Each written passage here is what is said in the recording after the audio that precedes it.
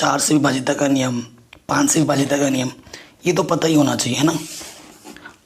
देखो मैं पहले थोड़ा सा एक रिकॉल करा देता हूँ, 2 से विभाजिता का नियम, है ना। कई बच्चों को आता होगा, कई बच्चों को नहीं आता, तो मेरे को सभी को साथ में लेके चलना है। 2 से विभाजिता का नियम, ठीक है, ये बताना बहुत ज़रूरी है क्योंकि कई बच्चों को आता होगा, कई बच्चों को नहीं। अगर ये नहीं सीखेंगे तो हमें दिक्कतें हो सकती हैं। देखो इकाई के स्थान पर, इकाई के स्थान पर अगर 0 हो, 2 हो, 4 हो, 6 हो, 8 हो तो संख्या 2 से विभाजित होती है ना। एग्जाम्पल के तौर पर जैसे मैंने 20 लिख लिया, 18 लिख दिया, और एक 23 लिख दिया, और एक 65 लिख दिया, और एक लिख दिया मैंने 70, ठीक है। तो इकाई के स्थान पर 0 है, 2 से कटेगा। इकाई के स्थान पर 8 है, 2 से कटेगा। इकाई के स्थान पर 3 है, 2 से नहीं कटेगा। इकाई के स्थान पर 5 है, 2 से नहीं कटेगा। इकाई के स्थान पर 0 है, 2 से कटेगा। अगर इकाई के स्थान पर ये नंबर आते हैं तो वो संख्या 2 से विभाजित होगी। ठीक, ये पता चला हमें 2 से। 3 से विभाजिता का नियम जान लेते हैं। 3 से विभाजिता का नियम,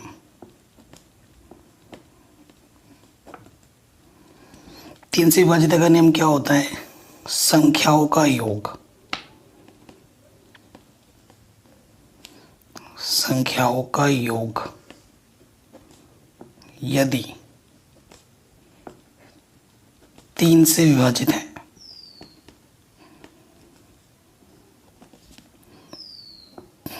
तो पूरी संख्या 3 से विभाजित होती है।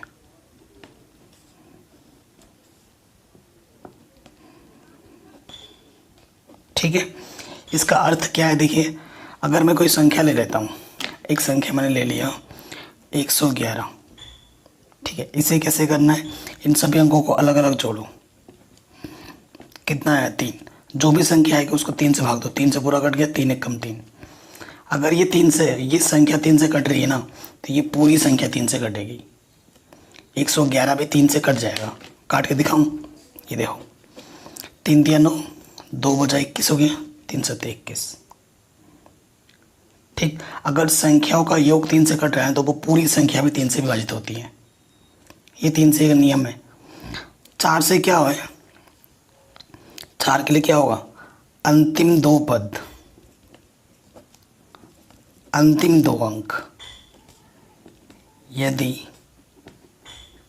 4 से विभाजित है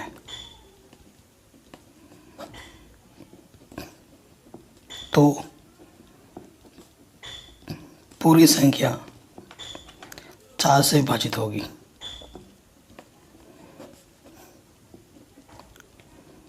ठीक है, जैसे मैं एग्जाम्पल के तौर पर लिख रहा हूँ, लंबा चौड़ा लिखता हूँ, 2 3 5 6 7 0 0 3, और यहाँ लिखा है 20। एक नंबर मैंने लिखा है 1 1 0 2 1 7 8 3। ठीक है, तो हमें कैसे पता लगेगा कि ये पूरी संख्या 4 से कटेगा या नहीं? बस अंतिम के 2 पद देखने हैं। अंतिम के 2 पद को 4 से भाग दे दो, 4 पंजे 20, पूरा पूरा कट गया, यानी कि ये पूरी संख्या 4 से कटेगी। 4 से भाग दो, 4 दूनी 8, ये नहीं जा रहा है, तो ये 4 से भागने का, ये नहीं कटेगा। ये 4 से विभाजित होगा, परंतु ये नहीं होगा क्योंकि अंतिम 2 पद 4 से भाग नहीं जा रहा है। इसमें अंतिम 2 पद 4 से भागा चला गया, तो ये पूरी संख्या 4 से विभाजित होगी, परंतु ये नहीं होगी। ठीक है, 5 के लिए नियम क्या है? 5 के लिए नियम क्या है? इकाई के स्थान पर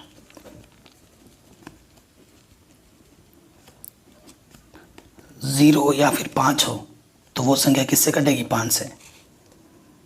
उदाहरण के तौर पर जैसे कि 50, 10, 15, 25, 0 या फिर इकाई के स्थान पर 5 हो तो वह संख्या किससे विभाजित होती है? 5 से। ठीक है, तो 2 से 5 तक की मैंने आपको सिखाया, बाकी आपको और सिखाता रहूँगा क्वेश्चन के साथ साथ। ये मेन होते हैं जो मैंने अभी आपको सिखाया। प्रथम क्वेश्चन में आ जाते हैं। हमें क्या करना है, अभाज्य गुणनखंड। तो ऐसे लिखोगे आप 140 का अभाज्य गुणनखंड।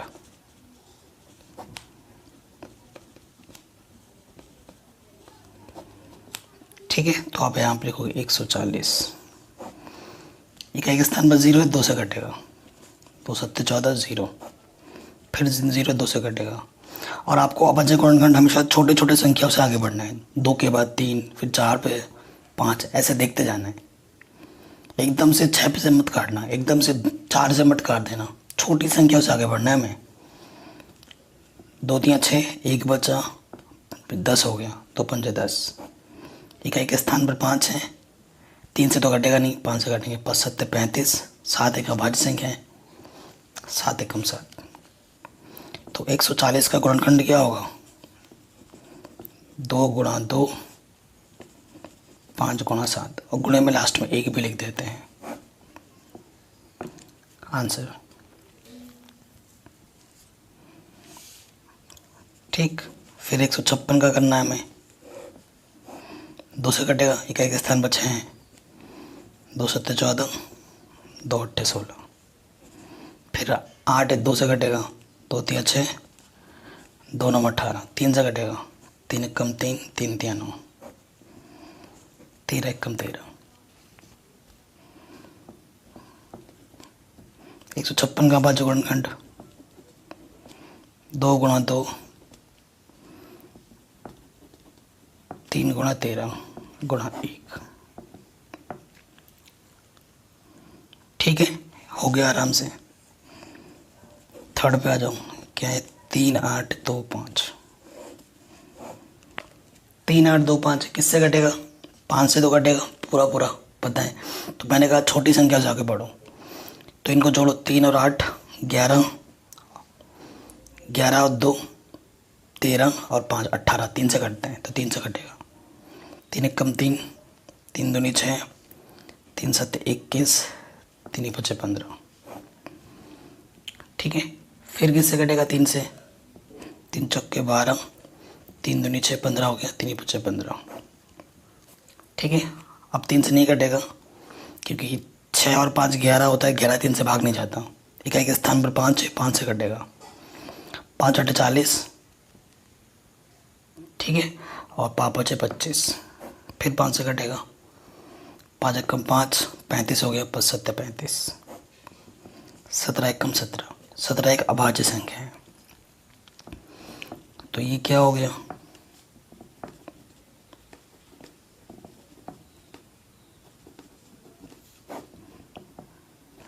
ठीक है, ये इसका आंसर आ गया। कोई दिक्कत नहीं है, बहुत ही आसान था, हो गया। अब आते हैं इसके चौथे पार्ट पे।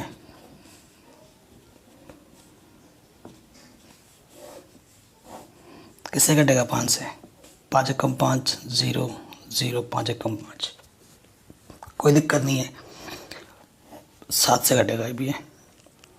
ठीक है, 7 1 कम 7, क्या हो गया, 30 हो गया, 7 चौको 28। ठीक है, और 21 हो गया, 7 3 21, फिर काटो, किससे कटेगा ये, 11 से, 11 1 कम 11, 11 1 कम 11, सॉरी 11 3 33, 13 1 कम 13।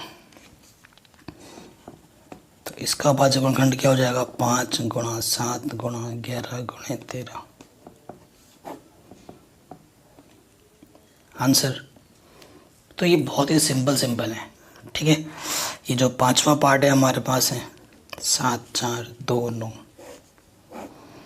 ठीक है, ये थोड़ा ज़बरदस्त है, तो ये सीधा सीधा कटेगा, आप एक एक करके ट्राई करते रहोगे तो किसी से नहीं कटेगा, सीधा 17 से कटेगा। पहला 17 चौके 68, 4 बार गया 68, तो कितना बचा, 6 62 हो गया। ठीक है, सॉरी 17 का 17 चौका 68, 6 और 2 62 हो गया, 17 3 51।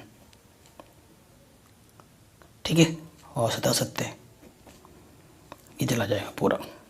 अब ये जाएगा 19 से, 19 का 19 19 दूनी 38, कितना बचा 57 हो गया, 19 तियाँ 57, 3 बार, और ये 23 एकम 23। तो अभाज्य गुणनखंड क्या होगा 7429 का 17 गुणे 19 गुणा 23 आंसर। तो इस तरीके से अभाज्य गुणनखंड करना था, आराम से हो गया सब। अब प्रश्न संख्या दूसरा है, इसमें बोला है पूर्णांकों के लिए निम्नलिखित युग्मों के HCF, युग्म क्या होता है जोड़ा, ठीक है, HCF और LCM ज्ञात कीजिए तथा इसकी जांच कीजिए कि दो संख्याओं का गुणनफल, ये जो लिखा हुआ है ना, ये एक नियम है, दो संख्याओं का गुणनफल किसके बराबर होता है HCF गुणा LCM। इसे आप लिख लेना कॉपी में और याद भी कर लेना। अब मैं आपको अभाज्य गुणनखंड की मदद से, और ये जो नियम है सिर्फ दो संख्याओं पे ही लागू होता है, ये जो नियम है ना HCF गुणा LCM संख्याओं का गुणनफल, ये 2 अंकों के लिए लागू होता है, 3 अंकों के लिए कोई नियम नहीं है, ठीक है। तो क्वेश्चन क्या है 26 और क्या है 91, काटो इसको, 2 एकम 2, 2 तियाँ 6, 13 एकम 13, फिर काटो इसको, ये क्या जाएगा 13 सत्ते 91, 7 एकम 7। तो देखो अभाज्य गुणनखंड करेंगे, है ना, 26 का क्या जाएगा 13 गुणा 2, और ये लास्ट में 1 भी लिखा जाता है, ठीक है, और 91 का क्या हो जाएगा 13 गुणा 7 गुणा 1।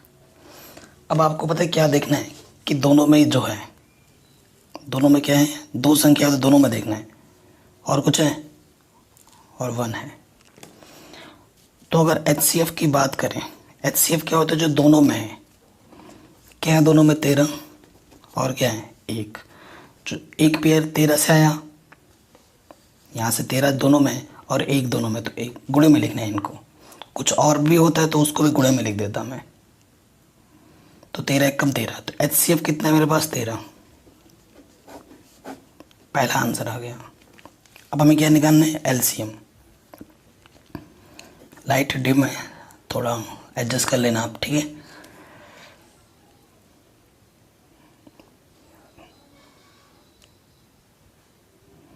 अब देखिए LCM का रूल क्या होता है, जो दोनों में है उसे एक ही बार लिखना है, जो दोनों में उसे एक ही बार लिखिए, मतलब HCF जो है उसे लिख दो, और HCF के अलावा जो बचे हैं वो नंबर है उसको गुणे में लिख दो। यहाँ से क्या बचा था 2, यहाँ से क्या बचा था 7, 13 7 दूनी 14, 13 और 14 को आप क्या कर दो गुणा कर दो, ठीक है, 13 और 14 को आपको क्या कर देना गुणा कर देना, तो क्या आ जाएगा 182। तो ये आ गया मेरा LCM। आया समझ में LCM कैसे निकाला हमने। अब जांच करनी है, क्या होता है प्रथम संख्या गुणे द्वितीय संख्या LCM गुणे HCF, ठीक है, ये नियम होता है। तो पहली संख्या में क्या दे रखी थी 26, द्वितीय संख्या 91, LCM हमने निकाला 182 और HCF हमारे पास है 13। अब भाई गुणा करना तो आपको आना चाहिए ना, गुणा करना तो आपको आता ही होगा। देखो 26 को जब 91 से आप गुणा करोगे, अब मैं गुणा करूँगा तो टाइम वेस्ट होना है, इतना तो आपको आना चाहिए, ठीक है भाई। तो जब 26 और 91 को आप गुणा करोगे तो आपको मिलेगा 2 3 6 6, और 13 को जब 182 से गुणा करोगे तो भी मिलेगा आपको 2 3 6 6, यानी कि दोनों तरफ बराबर आएगा। अगर बराबर नहीं आ रहा है दोनों तरफ तो आपने ऊपर आंसर गलत निकाला है, इसका मतलब ये है बराबर ही आना चाहिए, ठीक। तो आया समझ में कैसे क्या निकालना है। इसी तरीके से बाकी के 2 क्वेश्चन को भी हमें सॉल्व करना है, 510 और इसको। अब की बार सेकंड पार्ट में क्या है हमारे पास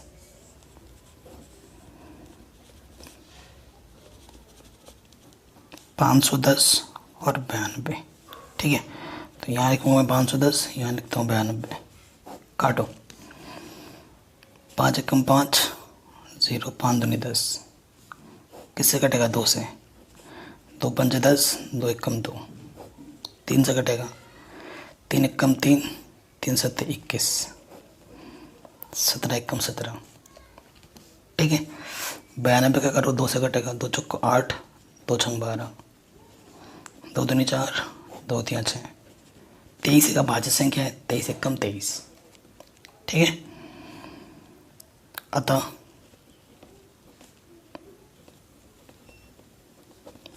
भाज्य गुणनखंड क्या हो जाएगा, 510 का हमें क्या मिला था, 2 गुणा 3 गुणा 2 गुणा 3 गुणा 5 गुणा 17।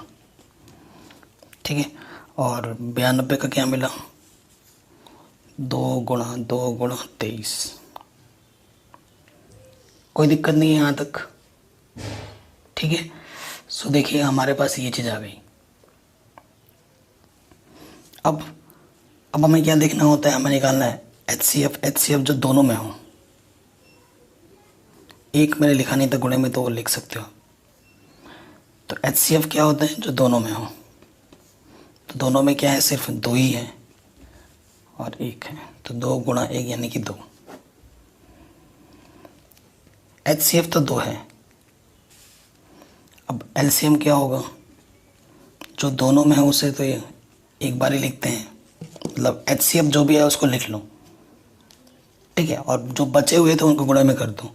जैसे यहाँ पे इससे क्या बच गया था, 2, यहाँ से क्या बच गया था, 23, यहाँ से 17 बचा था, यहाँ से 5 और यहाँ से 3।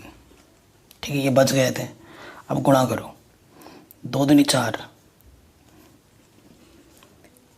23, 5 तिया 15। अब भाई आपको गुणा करना तो आना चाहिए, है ना। कैसे, अब हमें गुणा करना है। ठीक है, तो जब हम गुणा करेंगे तो क्या होगा, देखो इन सबको जब आपस में इसकी गुणा करना, इसकी गुणा करना, है ना। इसकी गुणा करोगे कुछ मिलेगा आपको, जैसे कि 4 तिया 7 तिया 12, हासिल लगा 1, 4 दूनी 8 1 9। अब इसको गुणा करोगे तो जब आप गुणा कर दोगे ना तो आपको मिलेगा 2 3 4 6 0। ठीक, अब गुणा करूँगा तो आपका टाइम वेस्ट होगा। गुणा करना आना चाहिए, इतना कैलकुलेशन अगर आना ही चाहिए आपको। कक्षा 10 में पढ़ते हो आप। ठीक है, गुणा भाग जोड़ घटाना अगर नहीं आता है ना तो मेरे को बता देना, मैं उस पर अलग वीडियो बना दूंगा। ठीक है, 1-2 घंटे की बेसिक चीज़ें सिखाने के लिए। ठीक है, तो ये हो गया, हमारा मिल गया LCM। अब हमें जांच करनी है, क्या होता है जांच में, प्रथम संख्या गुणे द्वितीय संख्या बराबर HCF गुणे LCM। यही नियम होता है। प्रथम संख्या हमारे पास क्या है, 510। ठीक है, द्वितीय संख्या हमारे पास है 92, HCF हमारे पास 2 है और LCM हमारे पास 2 3 4 6 0। ठीक है, आई बात समझ में। अब जब आप गुणा करोगे ना इसको मैंने पहले से ही गुणा करके रखा है, तो ये मिलेगा आपको 46920 और ये भी आपको मिलेगा 46920, दोनों तरफ बराबर आएगा।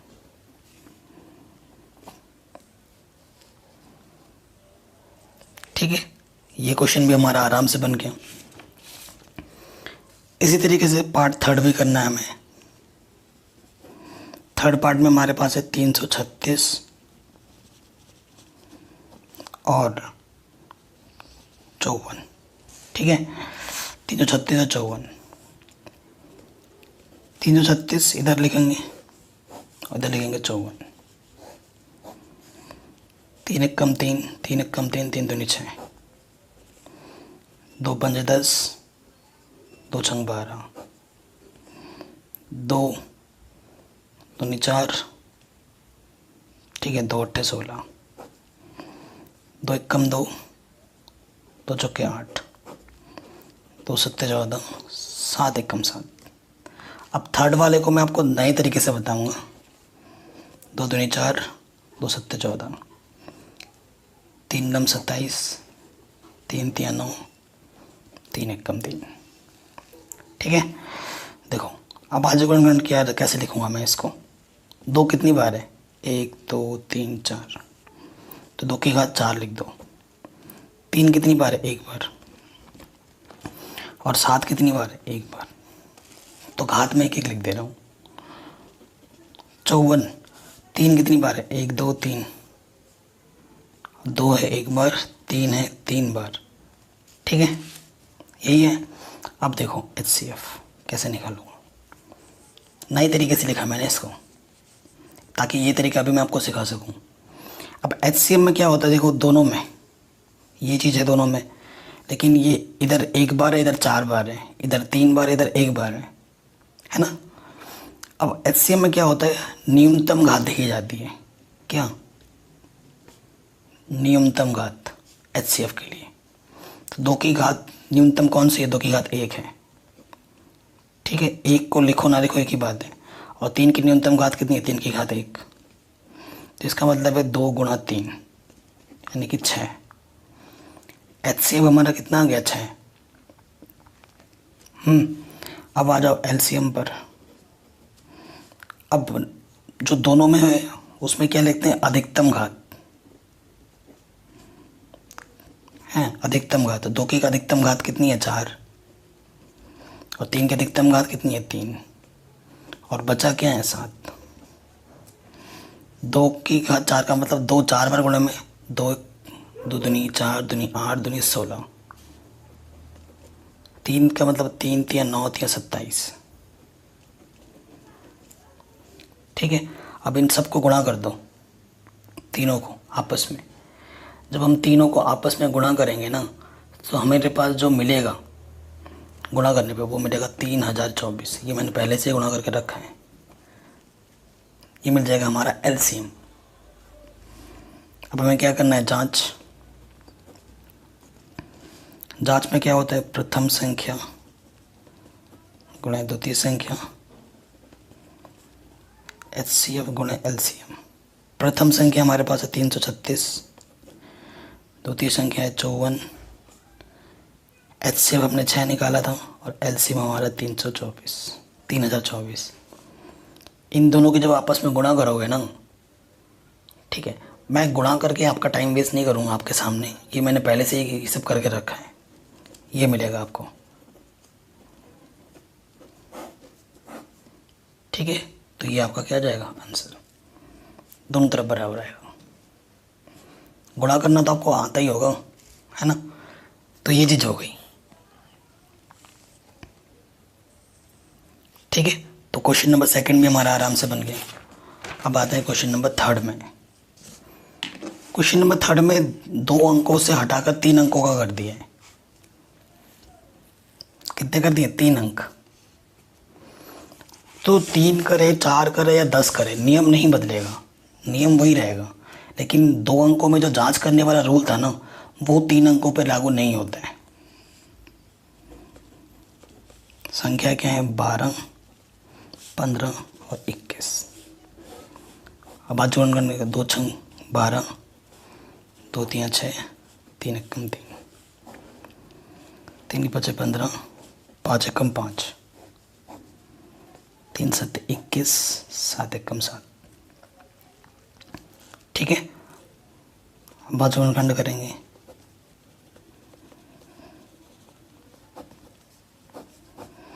तो 12 को लिख सकते हैं हम। देखो 2 कितनी बार है?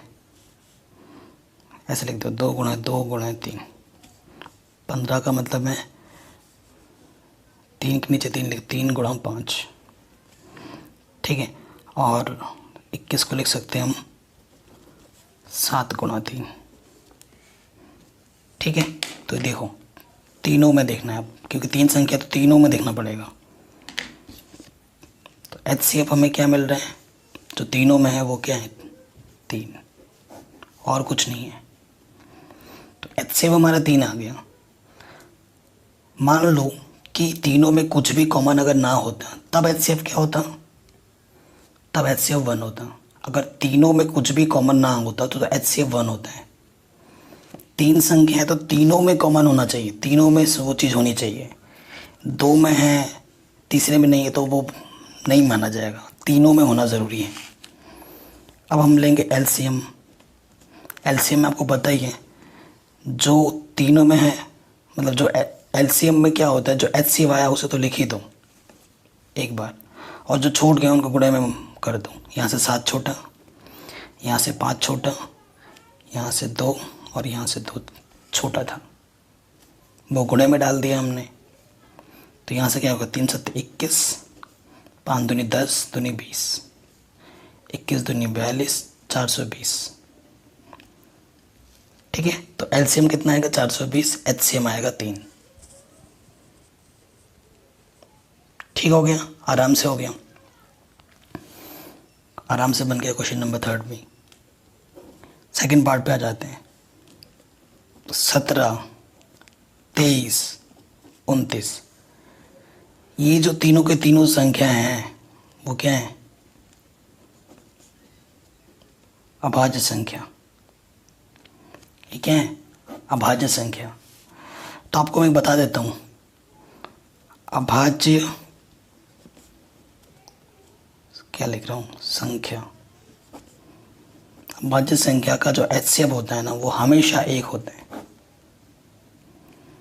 लिखोगे चूंकि 17, 23 और 29 एक अभाज्य संख्या है, अतः इनका एचसीएफ 1 होगा। ठीक, और एलसीएम क्या होता है, इन सब का गुणनफल, 17 गुणा 23 गुणा 29, क्योंकि तीनों के तीनों अभाज्य संख्या है, तो तीनों को आपस में गुणा कर दो तो आपको मिल जाएगा एलसीएम। आई बात समझ में, आपको क्या मिल जाएगा, एलसीएम। इस तरीके से करना है आपको इस क्वेश्चन को। ठीक है, तो जब तीनों को आप गुणा करोगे ना, तो आपको मिल जाएगा 1 1 3 3 9। गुणा करना आता ही होगा, पहले इन दोनों का गुणा करना, जो मिलेगा उसको किससे गुणा कर देना, 29 से, तो फिर आपको ये आंसर दे देगा। ठीक है, आराम से बन गया, कोई दिक्कत नहीं है। अब आ जाओ थर्ड पार्ट में। इसके थर्ड पार्ट में 8 9 25, तो ये हो जाएगा 2 चक्के 8, 2 दूनी 4, 2 एकम 2, 3 तिया 9, 3 एकम 3, 5 बचे 25, 5 एकम 5। तो जो अभाज्य गुणनखंड है,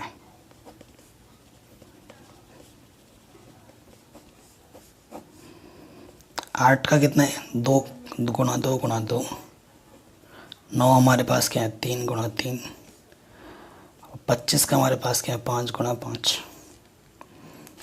तो एचसीएफ क्या होगा, कुछ भी कॉमन है जो तीनों में हो, कुछ भी ऐसा नहीं है जो तीनों में हो। और मैंने अभी आपको बताया था, जब तीनों में कुछ भी कॉमन ना हो, उभयनिष्ठ ना मिले, तब हमारा एचसीएफ कितना होता है, 1। तो तब हमारा एचसीएफ कितना होता है, 1।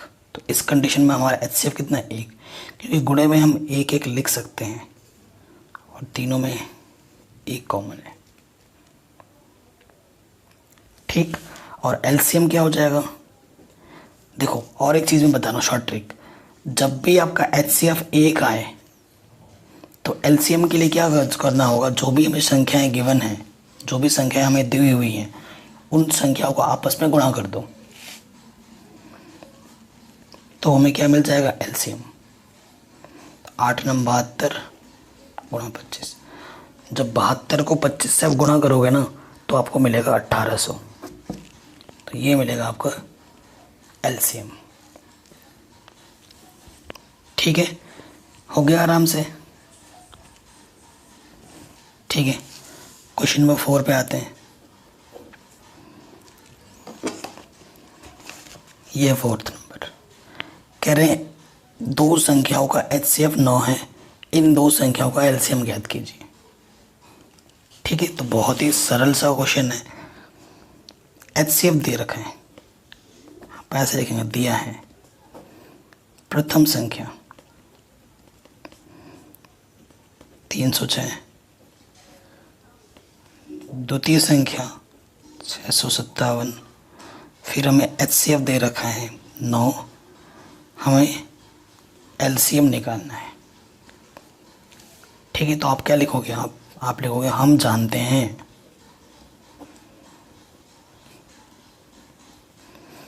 आप क्या जानते हो, प्रथम संख्या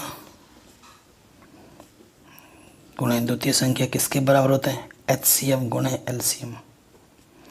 प्रथम संख्या है 306, द्वितीय संख्या है 657, HCF है 9, हमें LCM निकालना है।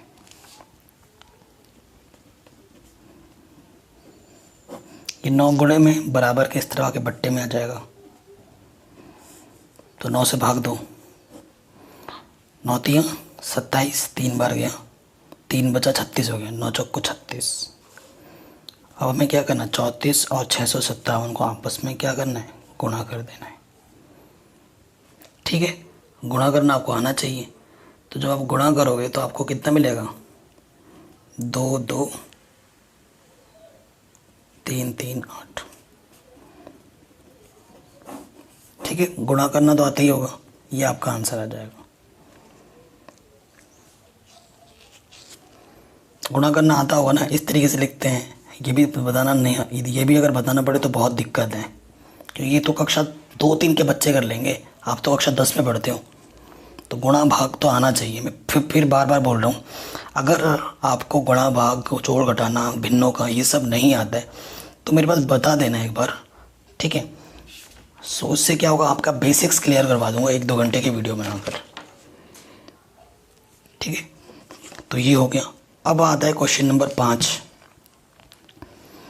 बहुत ही शानदार क्वेश्चन है। कह रहे हैं जांच कीजिए कि क्या किसी प्राकृतिक संख्या n के लिए संख्या 6 की पावर n अंक 0 पर समाप्त हो सकती है। तो कोई भी संख्या हो, यहाँ पर तो 6 की पावर n की बात हो रहा है, अगर यहाँ लिखा होता 12 की पावर n, 4 की पावर n ऐसा लिखा होता, तब आप क्या करते हैं, कुछ भी लिखा हो सकता है अंक में। हमें तो बात 6 की पावर n की करनी है। क्वेश्चन में 6 की जगह पर 12 भी आ सकता था, 4 भी आ सकता था, 10 भी आ सकता था। तो हमेशा एक रिजल्ट याद रखना, रिजल्ट या नियम लिख सकते हो आप। देखो, यदि कोई संख्या 0 पर समाप्त होना चाहती है तो उसका अभाज्य गुणनखंड में कम से कम एक बार 2 गुणा 5 आना चाहिए।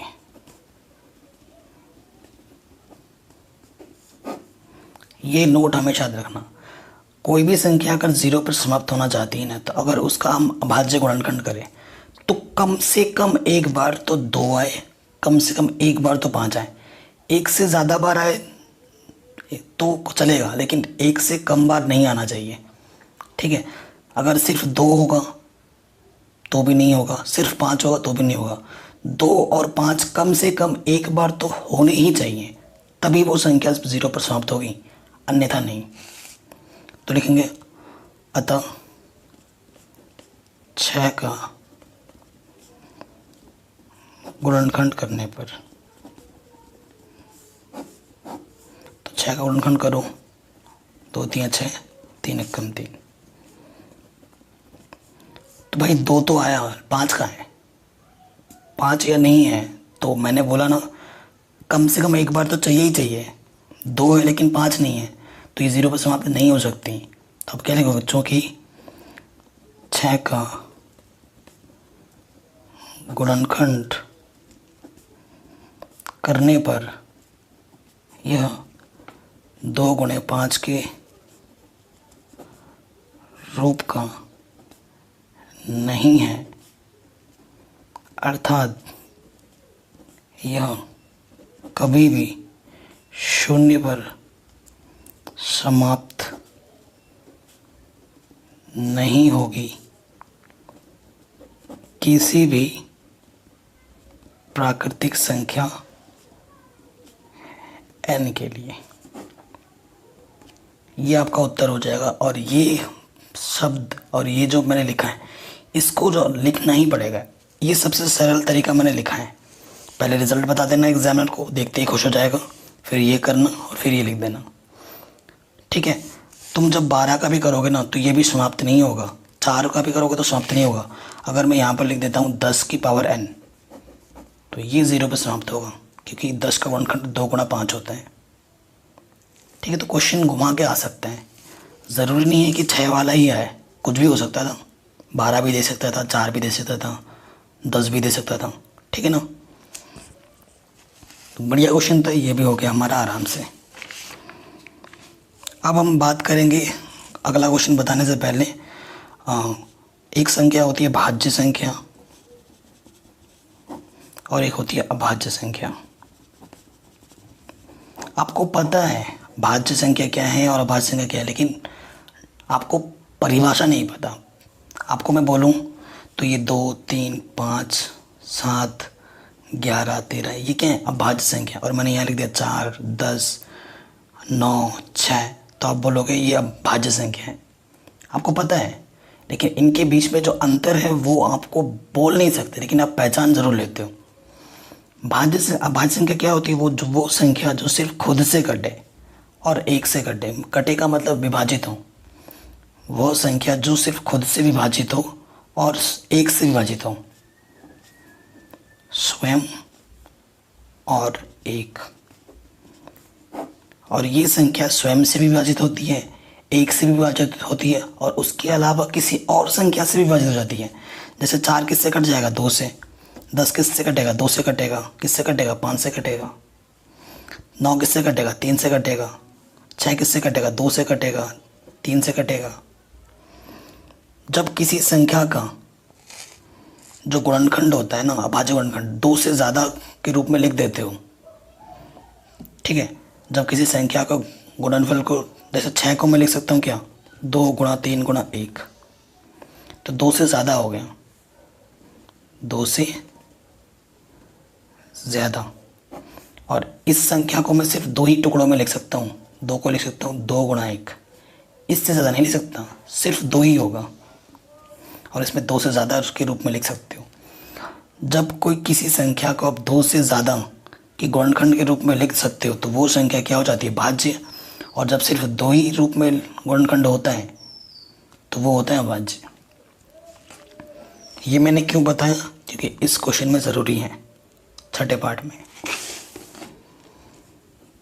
पहला पार्ट है, हमें बताना है कि ये संख्याएं भाज्य अभाज्य क्यों हैं। तो यहाँ से देखो क्या उभयनिष्ठ है, 13, अंदर क्या बचा, 7 गुणे 11, 13 पूरा बाहर आ गया है, 13 एक कम 13, ठीक है। सो देखो 11 7 77 प्लस 1 यानी कि 13, 77 और 1 क्या होगा, 78। 2 संख्या का गुणनफल है, तो मैं किसी भी संख्या को 1 से गुणा कर सकता हूँ, उस पर कोई फ़र्क ही नहीं पड़ेगा। तो इस संख्या को मैंने 2 संख्याओं से ज़्यादा के गुणनफल के रूप में दिखा दिया। 2 से अधिक गुणनखंड रूप होने के कारण यह एक भाज्य संख्या है। सिंपल, एकदम सिंपल लैंग्वेज, ठीक है, आराम से हो गया। अब आ जाओ सेकंड पार्ट में। सेकंड पार्ट में, ये तो पहला पार्ट था, सेकंड पार्ट में हमारा 7 गुणा 6 गुणा 5। तो देखो यहाँ 5 है, यहाँ पर भी 5 है, 5 उभयनिष्ठ है, बाहर निकाला। 7 गुणा 6, यहाँ से 4 गुणा 3 गुणा 2, 1 कम 2, 5 बाहर आ गया, 5 1 कम 5, 7 छंग 42, 7 या 12 दूनी 24 प्लस 1, 5 गुणा। अब इनको गुणा जब आप करोगे, है ना, इनको जब आप गुणा करोगे तो आपको क्या मिल जाएगा, देखिए हल करने पर ये मिलेगा आपको, 24 को 42 से गुणा करेंगे तो मिलेगा 1008 प्लस में 1, तो ये मिल जाएगा 1009। तो गुणे में मैं 1 लिख सकता हूँ, 2 से ज़्यादा आ गया वही आ जाएगा, ये लिखोगे फिर से, ये वाला चीज़ यहाँ पर आप फिर से लिख दोगे। 2 से अधिक गुणनखंड रूप होने के कारण यह एक भाज्य संख्या है। ठीक, आराम से बन गया, कोई दिक्कत नहीं है। अब आते हैं लास्ट क्वेश्चन पे इस प्रश्नावली के। अगर वीडियो पसंद आई हो तो प्लीज़ लाइक ज़रूर करना। कह रहे किसी खेल के मैदान के चारों ओर एक वृत्ताकार पथ है। इस मैदान का एक चक्कर लगाने में सोनिया को 18 मिनट लगते हैं, जबकि इसी मैदान का एक चक्कर लगाने में रवि को 12 मिनट लगते हैं। मान लीजिए कि वो दोनों एक ही स्थान और एक ही समय पर चलना प्रारंभ करते हैं एक ही दिशा में। कितने समय बाद वो पुनः प्रारंभिक स्थान पर मिलेंगे? एक ऐसा मैदान है ना, ऐसा मैदान है जो भागना है। देखो एक आदमी कौन है? रवि। एक रवि है, रवि को लगते हैं 12 मिनट। और दूसरा हमारे पास कौन है? सोनिया। सोनिया को लगते हैं 18 मिनट एक चक्कर लगाने में। अगर दोनों एक ही स्थान से प्रारंभ करें तो कितने मिनट बाद फिर से जाके वो एक ही स्थान पर फिर मिलेंगे? तो इस टाइप के क्वेश्चनों को करने के लिए ना हमें क्या निकालना होता है? जो दोनों संख्याएं उनका निकालना होता है एलसीएम। क्योंकि न्यूनतम दूरी की बात होगी, मतलब न्यूनतम समय की बात होगी। क्योंकि दोनों चीज़ वो तो अगर भागते रहें तो दिन में कई बार मिल जाएंगे, कई बार मिलते रहेंगे। सपोज़ करो तुम और तुम्हारा कोई एक पार्टनर है, भाग रहे हो किसी सर्कल पर, तो दिन में जब भागते रहोगे तो अगर पूरे दिन भागोगे तो कई बार आके मिलोगे, कई बार मिल सकते हो। लेकिन सबसे पहली बार कब मिलोगे? सबसे पहली बार कब मिलोगे? यानी कि कम टाइम, कम का मतलब न्यूनतम की बात हो रही है। और जब भी बात न्यूनतम की होती है तो हमें क्या निकालना होता है? एलसीएम। न्यूनतम के लिए हमेशा एलसीएम निकालना होता है और अधिकतम के लिए हमें निकालना होता है